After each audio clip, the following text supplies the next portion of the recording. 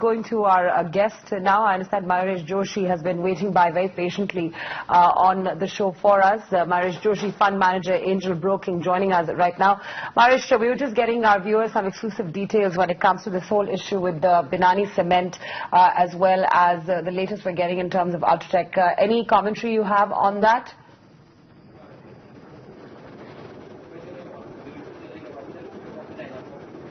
Afternoon, Fatima. No, I think Siddharth has put it perfectly. So I think a lot of permutation combinations that will actually go through, and what actually happens in terms of the resolution committee as well as the lenders not is going to be extremely critical if such a bid has been put through. What again happens in terms of Dalmia's bid and whether that can get revised. Yes, if this new bid with the new amount does come through, I think a new discovery point can actually come through. But I think if this actually goes through, I think it's positive for lenders to a certain bit as it reduces the stress on their books. But largely, I think we need to await the details going forward in terms of what the facts would get laid out over the next few days related to the same issue. All right. So, I mean, more on the public sector banking space, Mayuresh, the pain is likely to continue. We've spoken about this in the past, and it's not likely to go away anytime soon, is it?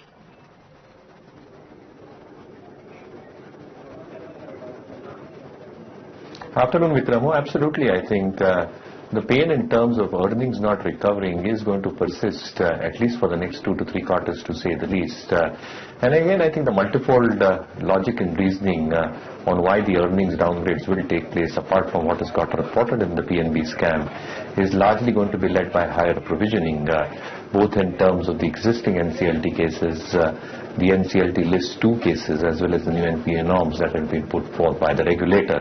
Having said that, with increased provisioning, obviously I think the credit costs are going to inch up significantly higher. And because a lot of focus is going to probably remain in terms of recoveries and upgrades, the loan growth or the balance sheet expansion, both in terms of advances, is going to remain very, very sticky. So in that sense, again, I think the earnings might just lag behind for the sector as a whole. Couple that up with what you've probably seen in terms of the yield movement is not going to aid the non-interest income component of the bank. So a large element is going to be earnings downgrades for the banks. How they probably come out over the next 2 to 3 quarters it will depend in terms of the recoveries that they have and the kind of expectations that one really builds through in terms of the recapitalization that they probably receive from the government will largely be an offsetting effect for higher provisions. So I think the larger private retail-oriented banks, at least within the banking sphere, probably look better placed at this point of time compared to the PSU universe. Mayuresh, fair enough. Let's in fact just take a look at those oil marketing companies because of the kind of shedding we've seen in trade. If you just look carefully, we've seen HPCL down over 3%, almost 4% actually. BPCL also down almost 4%. IOC down over 3%. We've seen the kind of weakness we've seen in these stocks since morning right there. Just putting them up for you over there. We're seeing how those OMCs have slipped in the red. Mayuresh, any thoughts you have when it comes to these particular companies, as well as how you're looking at oil pricing going ahead?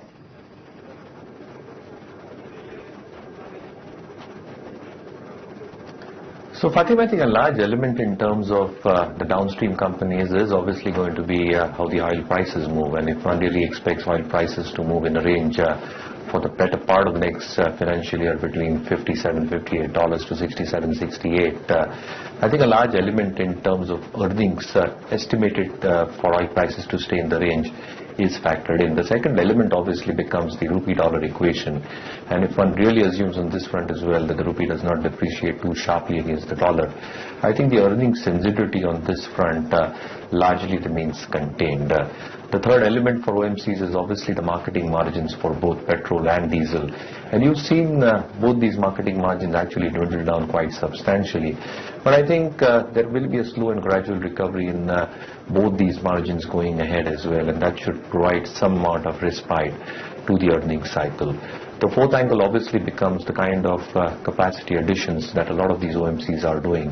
and then the planning capacities that are coming up are with greater complexities, which basically means that the gross refining margin should be far better over the next few years, and the internal cash flows should be pretty strong to probably fund these capex requirements. The fifth element in terms of their business model per se, with a lot of lower end petrochemical products, holds good for them. As I mentioned earlier, GRMs should show a steady increase irrespective of how oil prices move henceforth over the next few quarters as these new capacities come up. And the pipeline business in terms of throughput should also assist their margin growth. The fourth element in terms of investments onto their books again is a deciding factor in terms of their overall SOTV prices. So I'm not overly perturbed in terms of how OMCs are getting placed in this entire cycle. So a large element is going to be a gradual earnings recovery. The correction in prices has made entry points far more reasonable in my opinion. So IOC probably remains one of our top bets within the downstream place.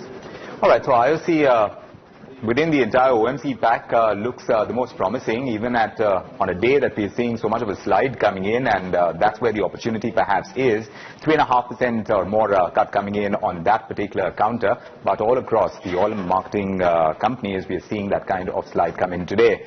Besides HPCL, BPCL, there are, of course, the entire play within the basket that gets affected by crude oil prices, that is likely to get affected even more as we go along. But also, metals are in focus. There is NMDC, SAIL, Hindustan Copper, Hisar, Hindalco, Tata Steel, JSW Steel, all of these stocks getting weighed in as far as trade war jitters are concerned. We are seeing that on the metal index as we speak, and clearly the metal stocks are losing luster in trade today. And there is also that report, Mayuresh, that India may move the WTO against the import tariff hike by the United States on aluminium and steel. So how would you play the metals pack now, considering these jitters have been felt for a while since America has been hinting at trade wars, and now they seem to be playing out much more on market sentiment, aren't they?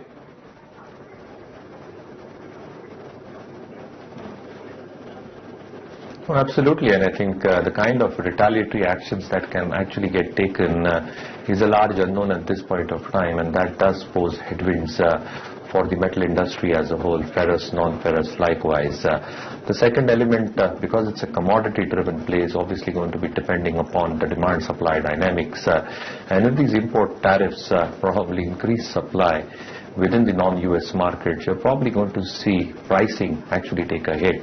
Couple that up with the input cost inflation that has actually headed higher, I think that is probably going to take some amount of sheen in terms of the reported margin, at least for the next quarter.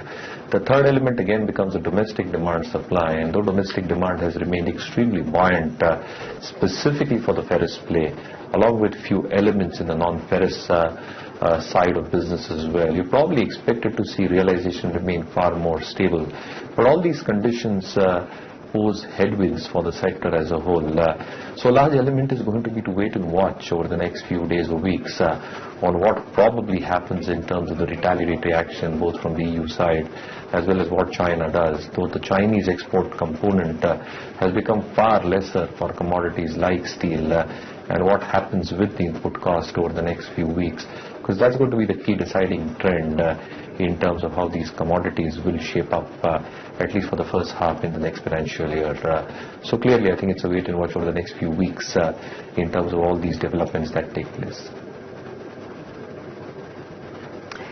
All right, let's also now take a look at... Taking us through that report, Mayuresh, from time to time we've been talking about the cuts that many of these cement companies, especially in the north and the west, have brought in recent times. There are some green shoots that we're talking about within the housing sector, on the back of which perhaps, especially in the southern region where we're likely to see that much more action. So on the back of which, do you think a stock like Ramco Cement can be favored that much more in the entire cement pack?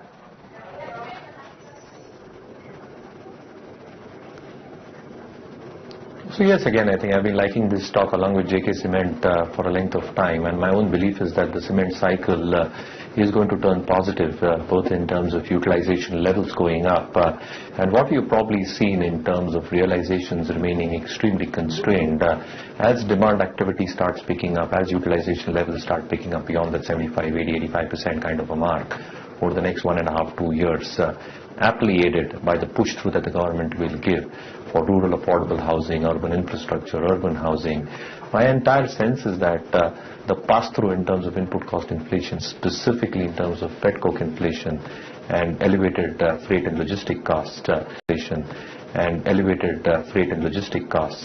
should get passed through. The second element in terms of the sand mining issue, specifically for a lot of the southern-based companies and the northeastern-based companies, I think that plague their earnings parameters, but to a large extent I think that will be behind us. And the third element obviously is going to be expanded capacities. So as a constrained way of expanding capacities come through and as demand grows in an exponential manner, again I think cement companies will have the natural operating leverage onto their balance sheets. Having said that, I think Ramco with its expansion plans of the split grinding units and expectations of the northeastern markets actually contributing quite significantly going forward, and JK Cement along with expectations of their blended realizations holding up and volume growth holding up, I think that should probably be one of the few triggers why these stocks earnings parameters should hold up and look good beyond 19. So yes, I think cement is something that I remain extremely optimistic about. Within that, Ramco Cement, JK Cement have been old favorites of mine. All right, Mahesh, thanks a lot. Always a pleasure having you on our show. That's Mahesh Joshi, Fund Manager, Angelbroking, weighing in on what's happening in terms of the stocks as well as sectors and the big stories that are moving the markets. Thank you for that. Still ahead on the show.